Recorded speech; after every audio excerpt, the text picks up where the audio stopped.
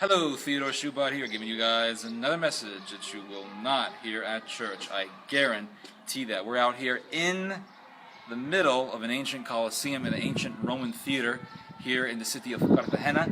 As you can see, it's quite marvelous. I mean, it's amazing that the remnants of this Colosseum can still be seen, they can still be touched, and you really get a sense of how it was in the ancient world. And as you can see, my voice, I'm not even using a microphone, and the acoustics of my voice are much more amplified in this area. It's quite profound. It's almost like we can see antiquity right before our eyes. Now, I don't know if you guys can see. I don't think you guys can see it from this direction, because I can't see it myself. But next to this Colosseum, and maybe we can take a video of this as well, next to the Colosseum is an ancient cathedral. It's centuries old. A very, very ancient cathedral, actually. It's a Christian cathedral. So here I am standing in a pagan monument. I'm standing in the middle of a monument that was really part of the foundation of pagan civilization, pagandom, as El Cid called it. And right next to me is a Christian cathedral.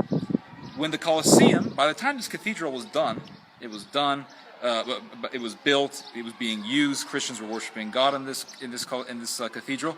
This Colosseum was no more in use. Nobody cared about it anymore. And what does this tell us? This tells us that once the church came, it destroyed pagandom. It's amazing. I hear all these Christians, they say, well, Christ didn't come to destroy any government. Yes, he did. Christ did come to destroy governments. He did come to take over nations. He did come to establish armies and militaries and governments and states. Well, they say, how do you know that? They think because Christ came and he taught this what seems to be a message of peace, and he never really pulled out a sword and killed anybody, not in the four Gospels, that is, that all of a sudden that means that Christ did not come to conquer anything. Well, the fact is that it just took a while. Christ is here amongst us. He is here right now. He is working through his church. When the Christians were taking over nations, be they when Constantine took over the empire and made all of these nations, be it Spain, Greece, France, England, all of these nations became Christian nations because Constantine helped establish the church. He legalized the church and therefore enabled Christianity to expand itself.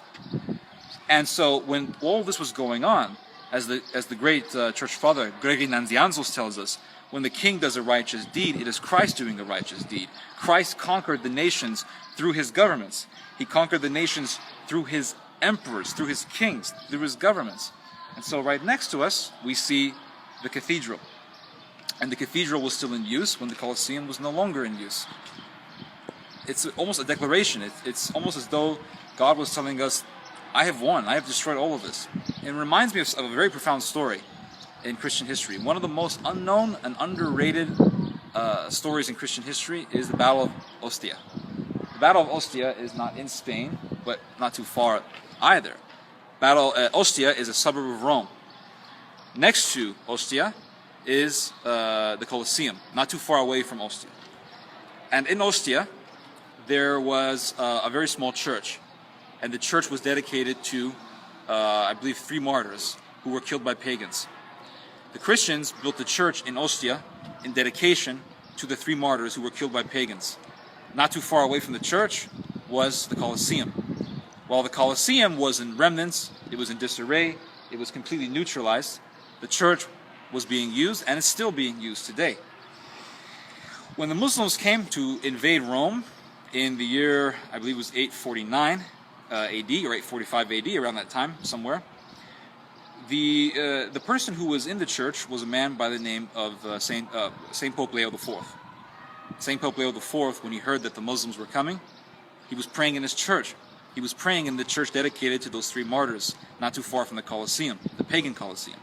When the Muslims were coming, Pope Leo IV led an army of Christian soldiers, consisting of French soldiers and mostly native Italians, and they drove the Muslims out, and they had a naval battle in which God commenced a storm that drove all the Muslim ships out. The pagans were yet again defeated. It was as though Satan was coming back to Rome, trying to take back what was once his. He was trying to bring back pagandom in a land where pagandom was destroyed, only to fail. And he tried to accomplish this attempt with the assail of the Muslims, with the inundation of Muslim armies. But pagandom yet again was defeated, and that Colosseum was still in shambles. It was a declaration that says that paganism will never come back. Paganism may have some accomplishments here and there, it might have some successful victories here and there, but it will never reestablish itself again. And so this Colosseum is an evidence of this. It's an evidence that paganism was destroyed. It's never going to come back. But again, we have the modernists, we have the feminists, we have the pagans, the neo-pagans, we have the Muslims. All of these people have one thing in mind. They have one goal in mind, and that is to bring back paganism. They want to bring back this Colosseum.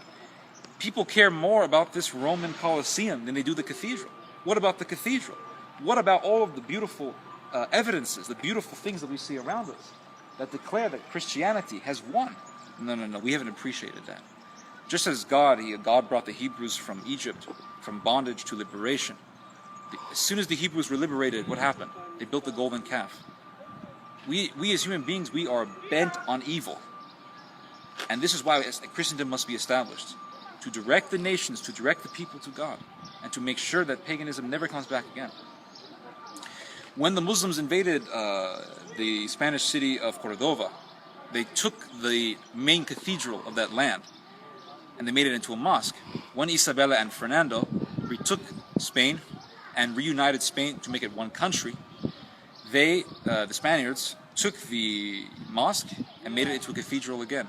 That again was a declaration that Christendom is here, we are going nowhere. You may think that Christendom is dead, but these relics, they continuously remind me that Christendom is going to come back. Christendom has always been alive and is still alive. It is only sleeping, only waiting to be reawakened, awakened from the remnants of paganism that have been piled upon it. But in the future, soon, it will come back. That I assure you. This is Theodore Shoebat. Hope you guys have enjoyed this message. Hope you guys have learned something from this message. You just heard some theology. God bless and God be with us.